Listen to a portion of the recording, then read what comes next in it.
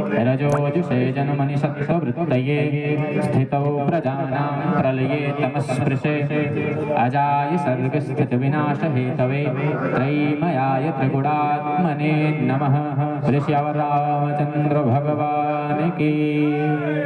बस आप समय तो सुने 40 से 45 मिनट, तो बस भगवान का थोड़ा सा नाम, उसके बाद कथा में। सीताराम सीताराम सीताराम सीताराम सीताराम सीताराम सीताराम राधे श्याम राधे श्याम राधे श्याम राधे श्याम राधे श्याम।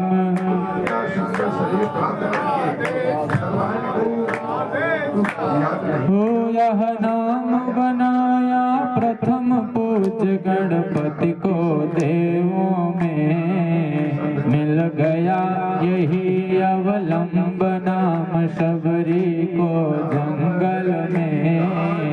लाखों का बेड़ा पार किया लाखों का बेड़ा पार किया पहुँचाया प्रभु के धाम। सीताराम सीताराम सीताराम राधे श्याम राधे श्याम राधे श्याम राधे श्याम राधे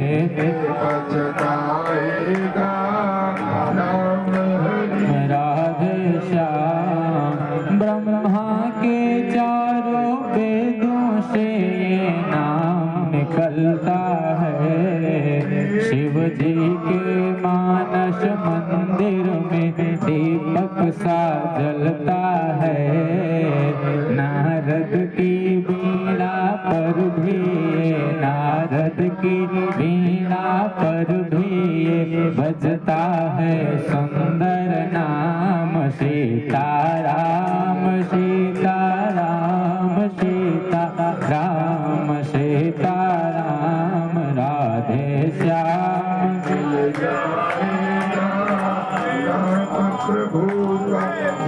हो क्या कहे अनारी मोद लता इसमें क्या होना है। सच सच बतलाए प्रेमी जन इसमें क्या खोना है। जप करिए इसका सदधा से जप करिए इसका सदधा से होवेगा पूर्ण काम। सीताराम सीताराम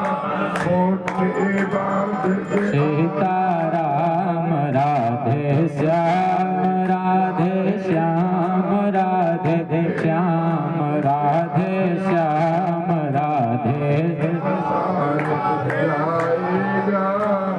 श्याम राधे श्याम। बोलिए राजा रामचंद्र भगवान की। सत्य सनातन धर्म की। तीर्थराज प्रयाग की। गुरुदेव भगवान की। शिक्षा शास्त्र साहित्य शास्त्र मर्मज्ञं स्वदासस्य चित्तरंजनम् शिक्षा सेवानिवृत्तं तं वन्दे मानस कोविदं वन्दे मानस कोविदं। आइए मुश्किल से 40 मिनट में 35 से 40 मिनट में छोटा सा एक दृश्य देखें। पूज्यपाद गुरुदेव भगवान ने मानस कोविद ने कल की कथा में तीर्थराज प्रयाग के स्वरूप का वर्णन किया।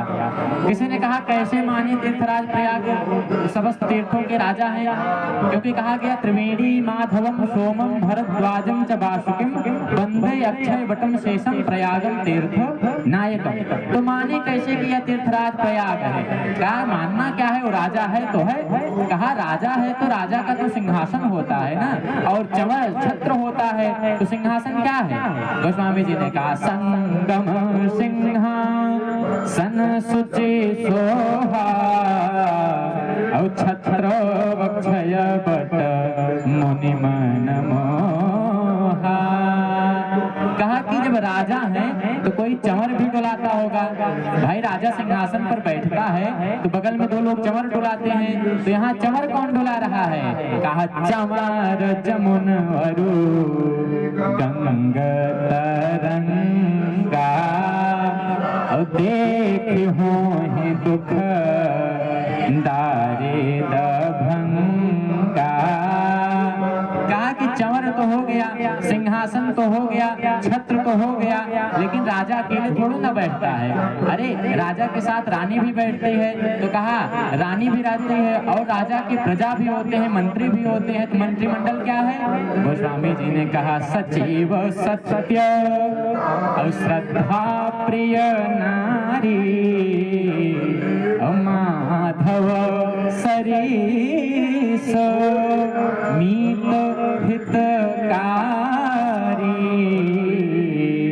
तो कहा मान लीजिए राजा हो गए, सिंहासन हो गया, छत्र हो गया, चमर हो गया, मंत्रिमंडल हो गया, नारी हो गई, तो राजा के पास सब कुछ हो और प्रजा पालन के लिए उसके पास अन्न ही ना हो, प्रजाओं की देने के लिए कुछ व्यवस्था ही ना हो, तो राजा सुराज सब प्रजा दुखारी, तो बताइए उस राजा का रहना क्या आवश्यक है? उस राजा का रहना कहा नहीं। तो कहा कि यहाँ पर प्रजाओं के भरण पोषण की भी व्यवस्था है। अरे कहा इतनी व्यवस्था है कि पूछो मत। कहा क्या है? तो कहा चारि पदार्थ भरा भंडारू, पुण्य प्रदेश देश यतियारू। कहा कि चारों पदार्थ भरे हैं। तो कहा कि आजकल के जो नेता हैं उनके पीछे कुछ लोग चापलूस डालते हैं, मुर्दाबाद जिंदाबाद के नारे कुछ लोग तो चलते हैं टहलने वाले, तो बताइए यहाँ पर कोई है इनके? कोई भाई इनकी प्रजा है? तो कहा हाँ है। कहा कौन? तो कहा से वही सुकृति साधु जना। और कहा कि जब सेवा करते हैं ये, तो बताइए उनको कुछ मिलता भी है? वेतन क्या देते हैं? भाई राजा का अगर सेवा करते हैं प्रजा तो उसको कुछ मिलता भी तो है। तो कहा से वही सुकृति साधु जना, और पाम ही सब मन काम, तो बंदे वेद पुराण जन करही कपट तजिगान। चकास्त गंगा यमुनैक संगो, बुधालयो प्रभुवे प्रसिद्धा। निधान भूतो नयको वेदानम, सतीर्थराजो जयते प्रयागः। ये चर्चा कल मानस कोविद भगवान के द्वारा हमने सुना। और दूसरा परम सौभाग्य है, एक तो हमने देख रहा है कि ये प्रयाग में कथा सुन रहे हैं, वास्तव में हम और आप दो दो प्रयाग में बैठकर कथा सुन रहे हैं। एक प्रयाग तो गंगा यमुना सरस्वती का संगम, और दूसरा प्रयाग गोस्वामी जी कहते हैं सुनु समुझहि जन मुदित मन, अमज्जहि अति अनुराग। लहहि चारि फल अछत तन, साधु समाज प्रयाग। मुद मंगलमय संत समाजु, जहि जप जंगम तीरथ राजू। गोस्वामी जी ने कहा जो संतों का समागम है ये भी प्रयाग है। तो कहा कि कैसे माने प्रयाग है? कहा कि मानना क्या है वो भी है। अरे कहा प्रयाग में तो गंगा जी बहती हैं, तो यहाँ पर कौन गंगा बह रही है? संत समाज रूपी प्रयाग में कौन गंगा है? गोस्वामी जी कहते हैं राम कथा जहाँ सुरसरे धारा। कहा कि राम जी की जो कथा है वही साधु समाज रूपी प्रयाग में गंगा है।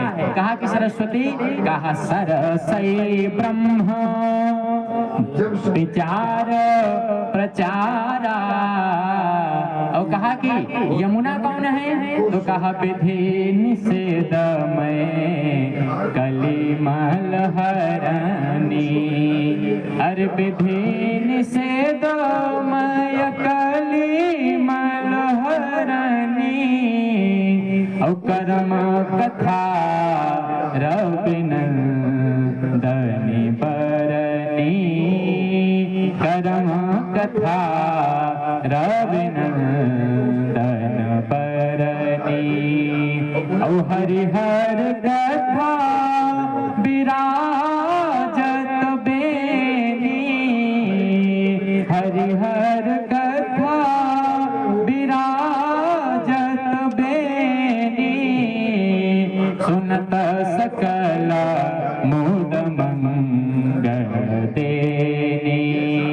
कहा कि जो ये प्रयाग है सत्संग रूपी प्रयाग है, इसमें ज्ञान कर्म और भक्ति की त्रिवेणी बहती रहती है। तो कहा कि किसी ने गोस्वामी जी से कि अगर एक प्रयाग था तो ये दूसरे प्रयाग की क्या आवश्यकता थी?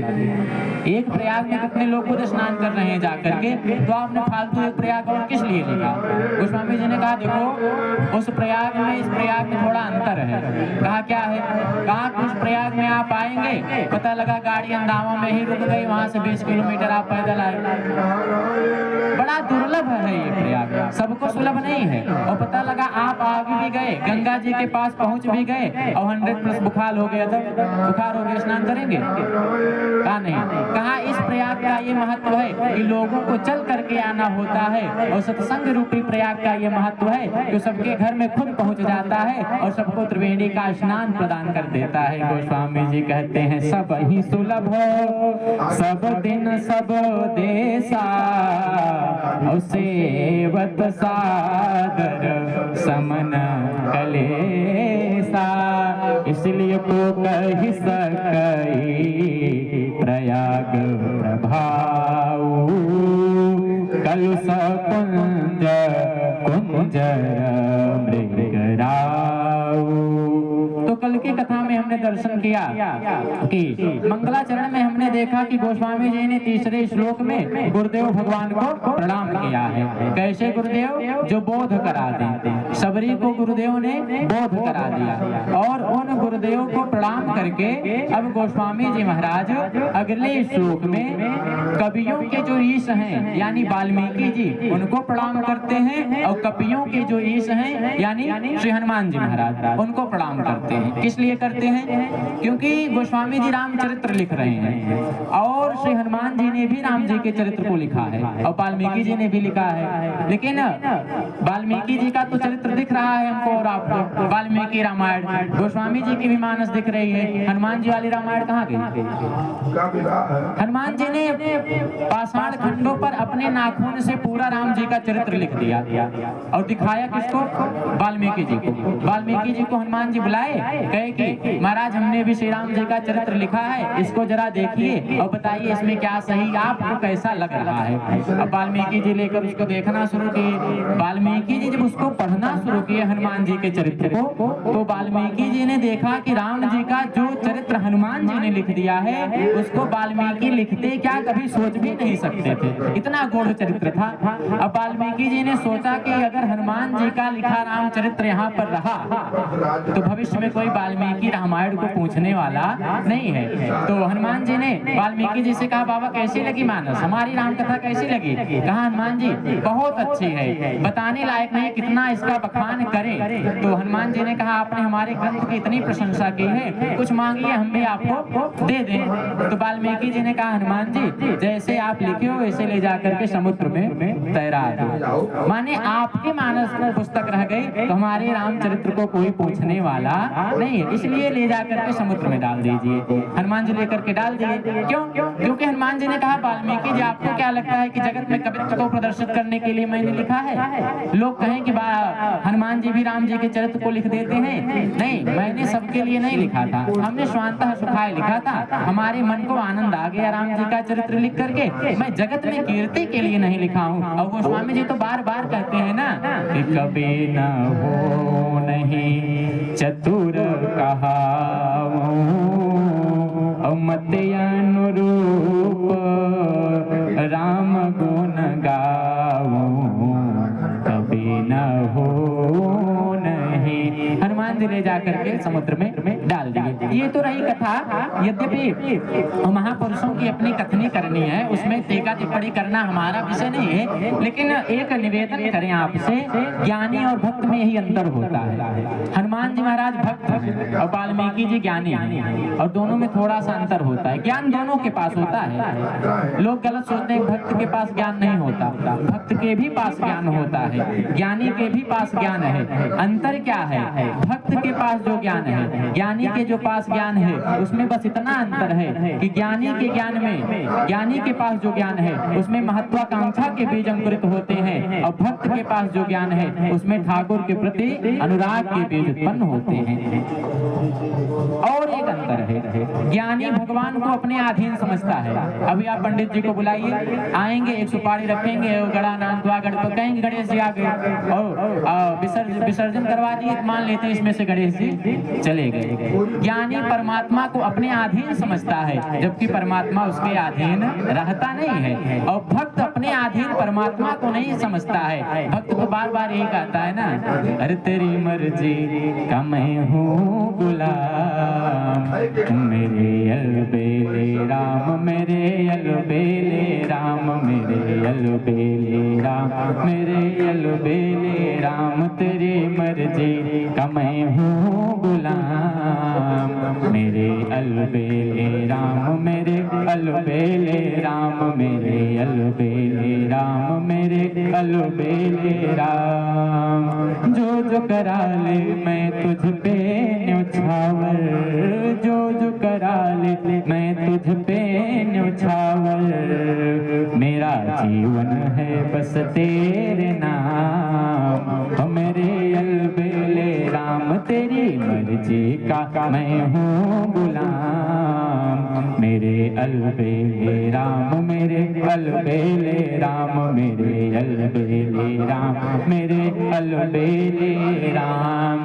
तो भक्त परमात्मा के अधीन खुद को समझता है और भगवान वास्तव में ज्ञानी के अधीन ना होकर के अपने भक्त के अधीन हो जाते हैं। किसी ने भगवान से पूछा आप रहते कहाँ हैं, तो कहा कि कोई आवश्यक है जानना, कहा नहीं, बताइए आप कहाँ रहते हैं। तो भगवान ने कहा ना हम बसामी बैकुंठे, कहा मैं बैकुंठ में नहीं रहता हूँ।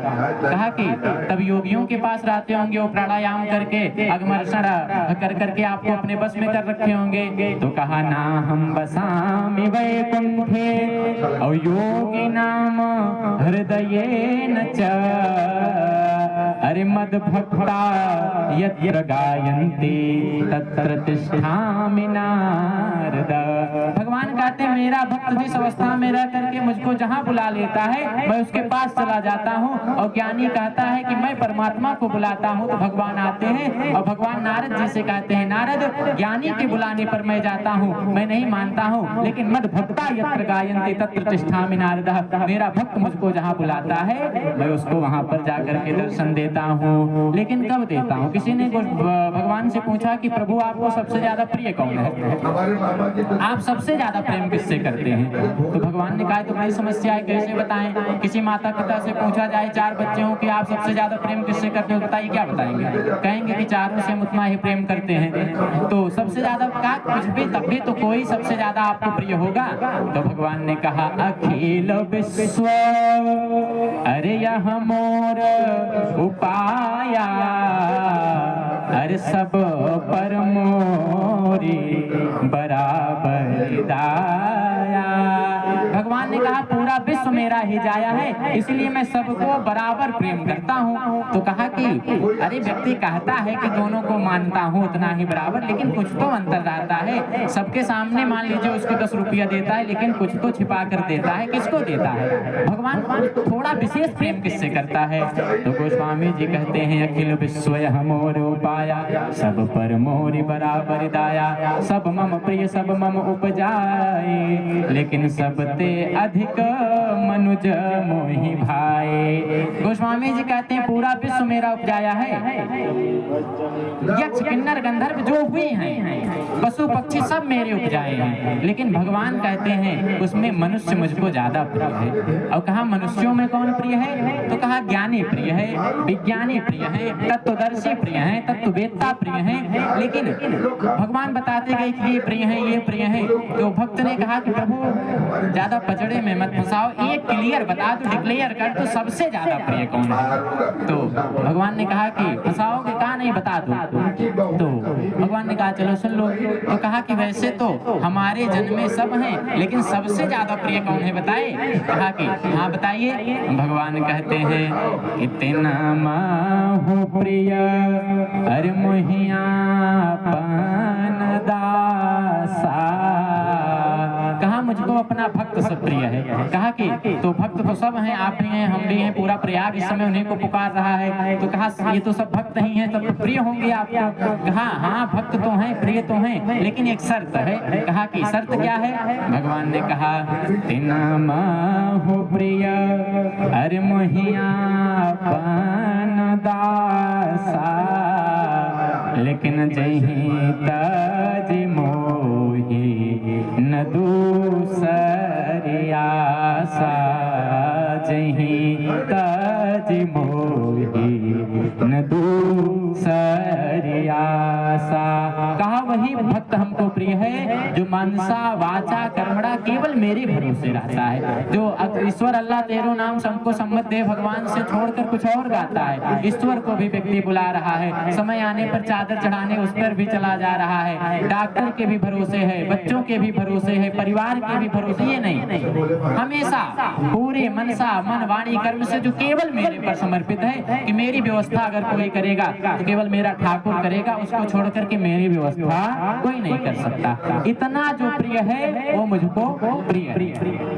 केवल एक विश्वास आशा एक राम जी से तुझी आशा छोड़ दे, और नाता एक राम जी से दूजा नाता तोड़ दे, आशा एक राम जी से। और यही है, हम जब तक सोचते हैं कि जगत हमारी रक्षा करेगा, माता पिता रक्षा करेंगे, प्रशासन हमारी रक्षा करेगा, तब तक परमात्मा नहीं आता है। भाई जब उसके भरोसे हो तो जाओ, वही रक्षा करेंगे। द्रौपदी की चीर का हरण कर रहा है दुशासन। द्रौपदी ने सबको पुकारा, किसको नहीं बुलाया? भीष्म पितामह बैठे हैं, धर्मराज युधिष्ठिर बैठे हैं, गांडीवधारी अर्जुन बैठे हैं, बलशाली भीम बैठे हैं, नकुल सहदेव बैठे हैं, सबके भरोसे द्रौपदी रही। हो सकता है कि धर्मराज दुर्योधन है भाई, धर्मराज युधिष्ठिर हैं, वो उनके रहते अधर्म नहीं हो सकता, नारी की लज्जा बचाई जाएगी, उनके भरोसे रही। बचाने आए नहीं आए, भीष्म बचाने आए नहीं आए, गुरु द्रोण बचाने आए नहीं आए। और अब द्रौपदी ने जब देखा कि बचाने कोई नहीं आ सकता, तब भगवान को बुलाया है और रो रो करके। देखिए भक्ति की 3 दशा होती है, 3 साधना होती है, एक गायन की, एक नृत्य की और एक रुदन की। व्यक्ति गा कर परमात्मा को प्राप्त कर सकता है, मीरा की तरह बावली होकर के नाच कर परमात्मा को प्राप्त कर सकता है, और रो कर परमात्मा को प्राप्त कर सकता है। लेकिन सबसे सरल क्या है? रुदन की साधना। कैसे? बच्चा भी खूब गा रहा हो, बताइए माता रोटी बना रही जाएगी बच्चे के पास, बच्चा खूब गा रहा हो मधुर गीत, माता पिता जाएंगे पूछने की तुमको क्या चाहिए? नहीं जाएंगे। और बच्चा नाच रहा हो तब माँ जाएगी? नहीं जाएगी। और माँ रोटी बना रही हो, बच्चा रोने लगे तब माँ दौड़ करके जाएगी। और भगवान क्या कहते हैं? करऊं सदा तिन्ह कई रखवारी, जिन बालक राखई महतारी। भगवान कहते हैं मैं अपने भक्तों की रक्षा उसी प्रकार करता हूँ जैसे माँ अपने बेटे की रक्षा करती है। तो भगवान माँ के सरीखे हैं। और जब भक्त रुदन की साधना करता है, ईश्वर की याद में रोना चालू करता है, तो भगवान देर नहीं करते हैं, तुरंत पास पहुँचते हैं। द्रौपदी जी की साधना रुदन की साधना है।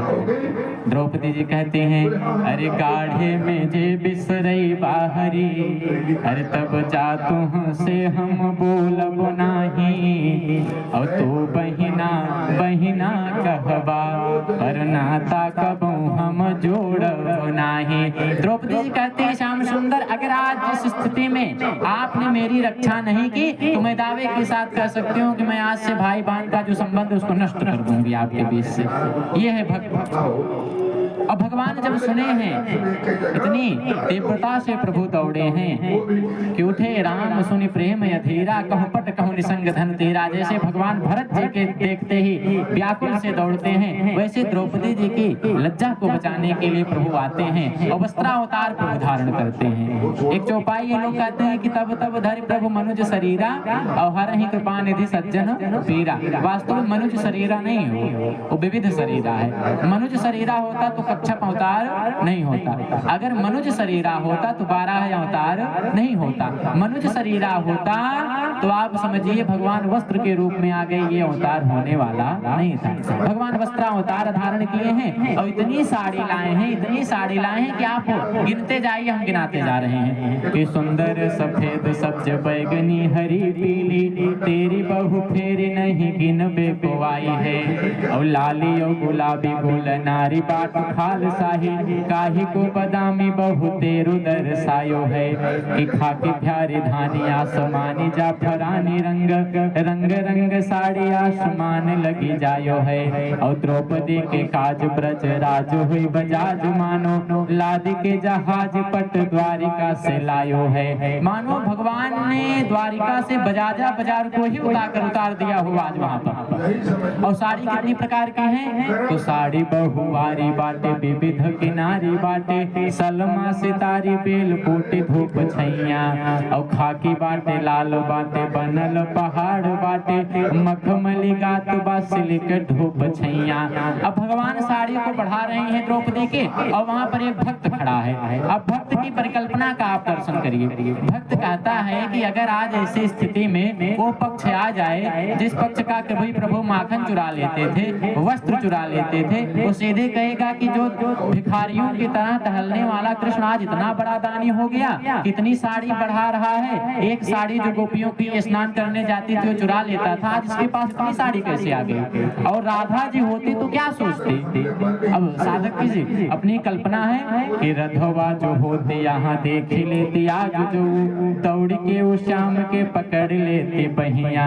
कि मोरे आगे कामल तो ओढ़ के चरऊ लगाए कान्हा कहाँ पौला तू साड़ी रेशमैया। अरे चौरात्र गल्डन पुरुषम, जो माने चोरों में अग्रणी चोर हैं, वो आज इतना बड़ी देता दानी फिरे हैं, कितनी साड़ियां लिया करके डाले हैं। और भगवान ने इतनी अपनी महिमा को बढ़ाया, इतनी माया को प्रेरित किया कि दुशासन खींचते खींचते परेशान हो गया। पता नहीं चला कि साड़ी बीच नारी है कि नारी बीच साड़ी है, कि साड़ी ही कि नारी है कि नारी ही को साड़ी है। तो कहने का मतलब मिला जुला कर आप देखें भगवान को सबसे ज्यादा प्रिय कौन है? जो द्रौपदी की तरह हो जाए, जो केवल और केवल एक भरोसे हो जाए कि केवल द्वारिकाधीश आएंगे, ना कर्ण आएगा, ना अर्जुन आएंगे, ना धर्मराज युधिष्ठिर आएंगे, न गांडीवधारी अर्जुन आएंगे, कोई नहीं बचा सकता। बचाने कोई आएगा तो केवल कृष्ण आएगा, ऐसा भरोसा होना चाहिए। तिन महु प्रिय महियापन दासा जहि तजि मोहिन दूसरी आशा। और हनुमान जी और वाल्मीकि जी को प्रणाम करके गोस्वामी जी महाराज अगले श्लोक में अपने इष्ट को प्रणाम किए हैं, भगवान राम को प्रणाम किए हैं। देखिए कुछ चीज जीवन में एक हो तो ठीक है। जीवन में आपका इष्ट एक होना चाहिए, आपका गुरु एक होना चाहिए, इष्ट एक हो। प्रायः हमारी समस्या ये हो जाती है कि हम सबके पीछे पड़ने लगते हैं। द्वारिकाधीश के मंदिर में गए, वहां पर भी वही कामना, हनुमान जी के पास गए, वहां पर भी अपनी समस्या, भगवान शंकर के पास गए, वहां पर भी समस्या, मैया के मंदिर में गए, वहां पर भी समस्या। और जब समस्या आई तो सोचे बचाएं कौन? दुर्गा जी बैठकर सोच रही हैं कि शंकर जी बचा लेंगे, शंकर जी बैठ कर सोच रहे हैं हनुमान जी बचाएंगे। इसलिए जीवन में इष्ट एक हो, इष्ट एक होना चाहिए, जो भी हो विशिष्ट हो, कितनी भी अशिष्टता हो, कहा उसके सानिध्य में रहकर हमारा जीवन शिष्ट हो, ऐसा इष्ट होना चाहिए। गोस्वामी जी महाराज अपनी इष्ट के प्रति इतना समर्पित हैं, इतना समर्पित हैं कि कृष्ण में भी राम को देखते हैं। एक बार सूरदास जी ने गोस्वामी जी से कहा कि चलिए वृंदावन में दर्शन कर लेते हैं। तो गोस्वामी जी ने कहा कि वृंदावन में है कौन? सूरदास जी ने कहा भगवान श्याम सुंदर कृष्ण है। तो कहा कि हम तो राम जी के उपासक हैं, हम तो कृष्ण का दर्शन वैसे आप कह रहे हैं तो मना नहीं करेंगे, चलेंगे, लेकिन हमको जमते नहीं है कृष्ण भगवान। कहा कि चलिए फिर भी दर्शन कर लेते हैं। सूरदास जी और गोस्वामी जी को लेकर के द्वारिकाधीश के मंदिर के पास पहुंचे और पट खुला, सब दर्शन कर रहे हैं। तो सूरदास जी ने कहा प्रणाम करो भगवान श्याम सुंदर को। तो गोस्वामी जी ने कहा मैं प्रणाम तो कर लेता, लेकिन हमारी शर्त है। वैसे प्रभु आप अच्छे बहुत लग रहे हो, आप खोटे नहीं लग रहे हो, बहुत बढ़िया लग रहे हो। गोस्वामी जी कहते हैं कहो कहाँ की आज छवि, कहो कहाँ की आज छवि, अरे भले विराजे नाथ। तो भगवान ने कहा प्रणाम करो, कहा शर्त है, कहा क्या, कहा तुलसी मस्तक तब नवे, जब धनुष बाण लो हाथ। कहा प्रभु आप इतने अच्छे लग रहे हो, इतने अच्छे लग रहे हो कि कोई बता नहीं सकता है। कोटि मनोज लजावनिहारे, करोड़ों करोड़ों काम आपकी सुंदरता पर बलिहारी हैं, लेकिन अगर आप सोचते हो कि तुलसी तुमको प्रणाम करे तो आपको बंसी फेंक करके किशोरी राधा रानी को हटा करके जानकी जी को साथ में लेकर के धनुष लेना पड़ेगा, उसके पहले गोस्वामी आपको प्रणाम नहीं कर सकता है। और भक्त की भावना के वशीभूत होकर के आज मुरलीधर भगवान श्याम सुंदर कित मुरली कित चंद्रिका कित मोतियन की माल, अरे तुलसी भक्त के कारण यदुनाथ बने रघुनाथ, यदुनाथ बने रघुनाथ। भगवान श्याम सुंदर किशोरी जी को उधर कर दिए, बंसी उधर कर दिए और उसी स्वरूप में धनुष ले लिए और बगल में जानकी जी को विराजमान कर लिए और गोस्वामी जी ने प्रणाम किया है। तो कहने का मतलब इष्ट एक होना चाहिए, इतना समर्पित हो, आप सबको प्रणाम करो लेकिन अपने इष्ट को ही देख करके। सर्वम खलविदम ब्रह्म यही है, अपने इष्ट का दर्शन कीजिए। एक इष्ट हो, चाहे जो भगवान गणपति हो गणपति हो, हनुमान जी हो हनुमान जी हो, जिसको भी चाहो एक इष्ट बना लो। गोस्वामी जी ने राम जी को प्रणाम किया और अगले श्लोक में गोस्वामी जी ने अपना मत प्रस्तुत किया है। किसी ने कहा गोस्वामी जी से आपने रामचरितमानस को लिखा है, किस लिए लिखा है और क्या क्या सोच करके लिखा, इसमें है क्या? तो गोस्वामी जी ने कहा क्या नहीं है। गोस्वामी जी से कहा क्या है? गोस्वामी जी कहते हैं नाना पुराण निगमागम सम्मतम यद रामायणे निगदितम क्वचिदन्तयोऽपि। कहा गोस्वामी जी से कि आप मानस को लिख किस लिए रहे हो?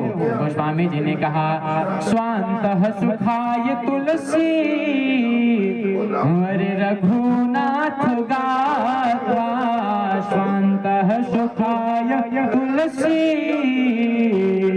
रघुनाथ गाथा, भाषा निबंध मतिमन, भाषा निबंध मतिमन जुल मातनो दे नाना पुराण निगमागम, नाना पुराण निगमागम।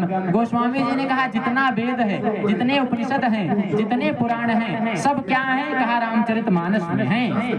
सर्वे वेदे इतिहासाराम सारम सारम समद्भृतम। मानस में क्या नहीं है? सब कुछ है, वेद है, पुराण है, उपनिषद है, साहित्य ग्रंथ है, सब कुछ है। गोस्वामी जी ने किसी साधक ने लिखा, गोस्वामी जी ने इतना सरल कर दिया कि वेद मत सोधि सोधि और सोधि के पुराणन को, अरे संतन असंतन को भेद को बताव तो, और कपटी कुराही और कलिके को चालिन को, कौन राम नाम हो की चर्चा चलाव तो।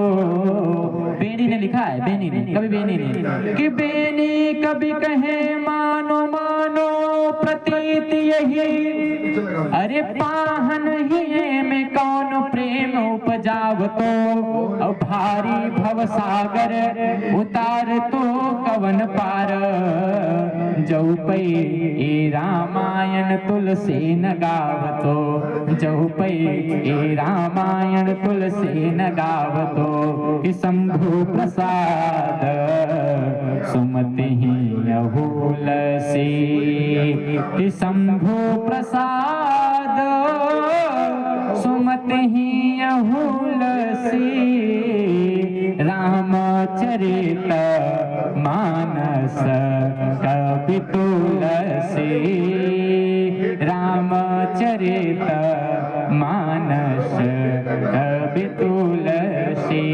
राम जी का चरित्र कौन लिखा है? भगवान तुलसीदास जी ने लिखा है। किसकी प्रेरणा से लिखा है? हनुमान जी महाराज की प्रेरणा से। और मानस सबसे पहले कौन लिखा है? अरे शंकर ने खुद लिखी है, अरे बाबा ने खुद लिखी है श्री राम की कहानी, शंकर ने खुद लिखी है, शंकर ने खुद लिखी है श्री राम की कहानी, शंकर ने खुद लिखी है श्री राम की कहानी, बाबा ने खुद लिखी है, बाबा ने खुद लिखी है श्री राम की कहानी, शंकर ने खुद लिखी है।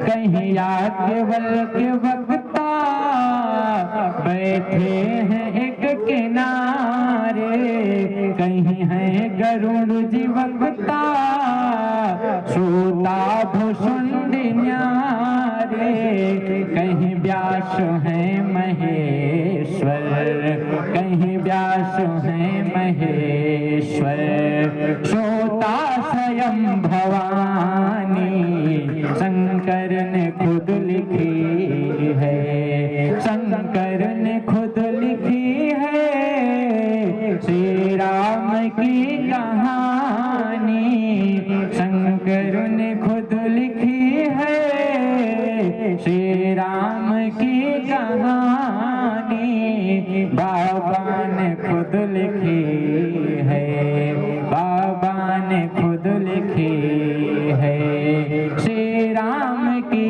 कहानी, शंकर ने खुद लिखी है। छंदों में भाव भर कर शंकर ने है सुनाया, गोस्वामी जी ने मथ कर अमृतमयी बनाया, सुखदायनी कथा है, सुखदायनी कथा है, लगती सुरम्य वारी, शंकर ने खुद लिखी है श्री राम की कहानी, बाबा ने खुद लिखी है।